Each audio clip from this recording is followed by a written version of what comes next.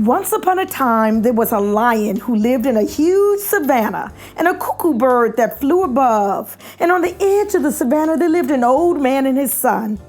Each and every day, that little cuckoo bird flew screeching through the plains, bragging to the old man and his son about how he had beat up that mighty, ferocious lion in the savanna.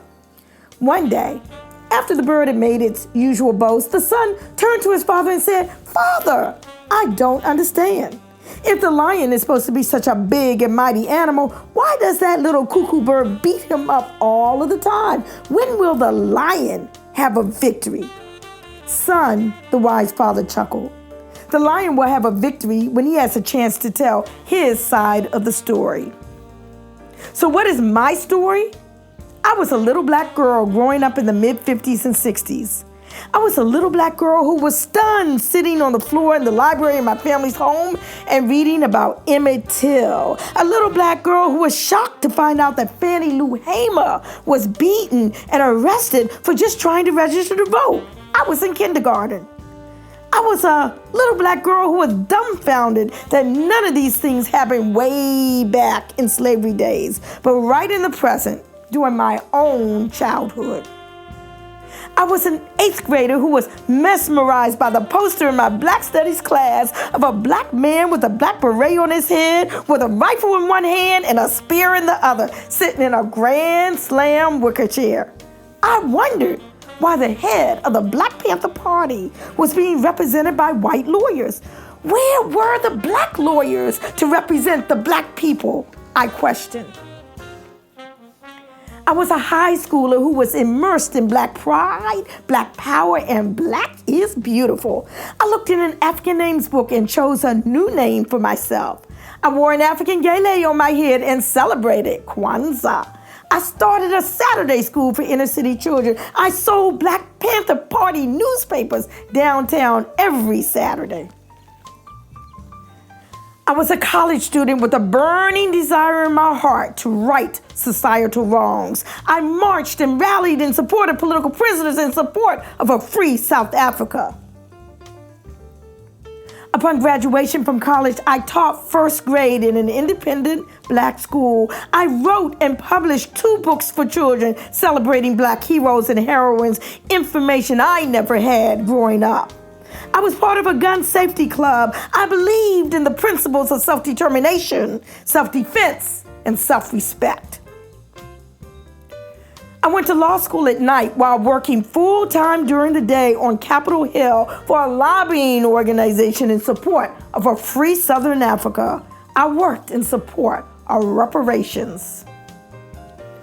I graduated from law school with a fervent desire to fulfill the 6th Amendment dictates that everyone had a right to a lawyer. I represented and helped to represent political prisoners and others. For every step of my life, I was passionate, extreme, and proud of my choices, all within the bounds of the law. That is my story.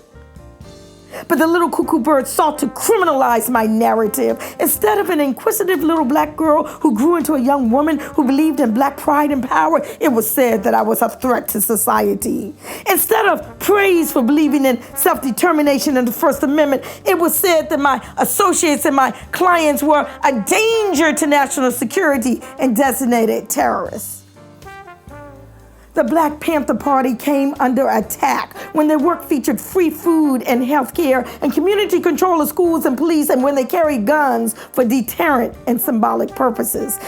They were called the greatest threat to the security of the United States. In the FBI's own words, the purpose of the counterintelligence program, codenamed COINTELPRO, against the black movement was to expose, disrupt, misdirect, discredit, and otherwise neutralize the activities of black nationalist organizations and groupings in their leadership, their spokesmen, their membership, and their supporters.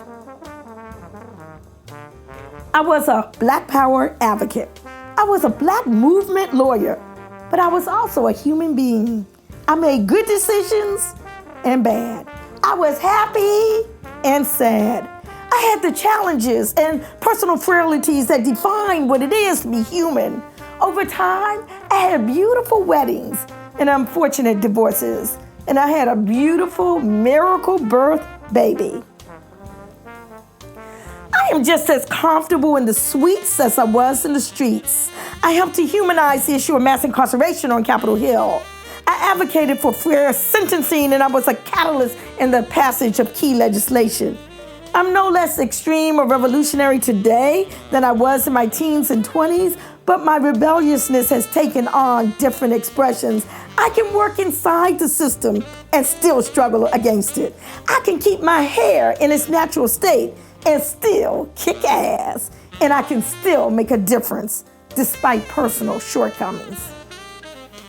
But again, there is obstruction. The COINTELPRO of yesterday has resurrected under the new label, Black Identity Extremists, targeting a new generation of young people extreme about their identity, extreme about justice and fighting injustice, and extreme about their rights.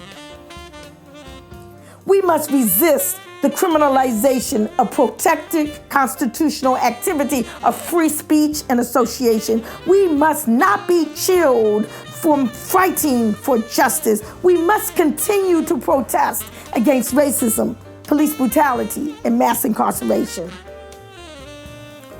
We must not allow our identities to be criminalized.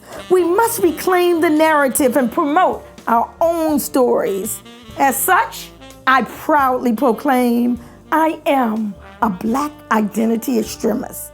I am extreme about my Black identity. I am extreme about my heritage. I am extreme about my culture. I am extreme about the Constitution. And being extreme is not a crime. Like the mighty lion, we will have a victory when we begin telling our side of the story. Read my story.